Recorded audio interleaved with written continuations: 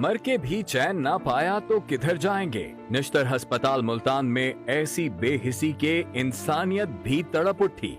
लाशों की बेहुरमती, सनसनीखेज इंकशाफात ने दिल दहला दिए। अस्पताल की छत पर लाशें गलती सड़ती रहीं, लेकिन किसी के ज़मीर ने ना झंझोड़ा।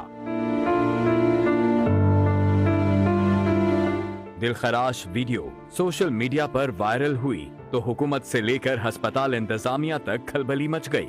सेक्रेटरी सेहत जनूबी पंजाब ने कमेटी बनाई। वजीर आला पंजाब ने भी इंक्वायरी बिठा दी। वजीर आला के मुशीर तारिक जमान गुज्जर ने जुमेरात को निश्तर अस्पताल का दौरा किया तो मुतादिद लाशें छत पर मौजूद पाई गयीं। जूं-जूं तहकीकात आगे बढ़ी, इंसानी बेहिसी का तमाशा देखने को मिला। लावारिस लाशें प्राइवेट टीचिंग अस्पतालों को फरोख्त किए जाने के इंकशाफ से मामले ने नया रुख इख्तियार कर लिया। यंग डॉक्टर्स एसोसिएशन के जनरल सेक्रेटरी सलमान काजी के मुताबिक मुर्दा खाने के 5 में से 4 चिलर्स भी खराब हैं।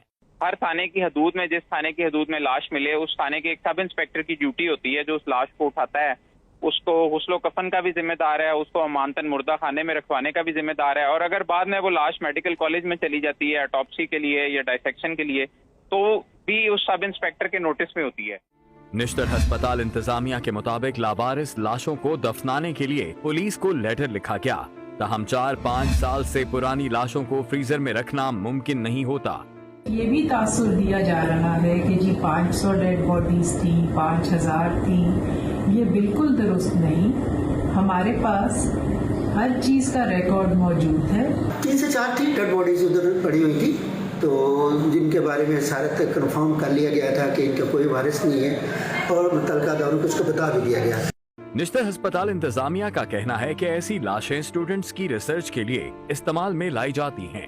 लाशों की बेहुरमती का वाक़या किसी सूरत नजरअंदाज नहीं किया जा सकता। क्या जिम्मेदार कटहरे में आएंगे या हर बार की तरह मामला कमेटियों में दब जाएगा?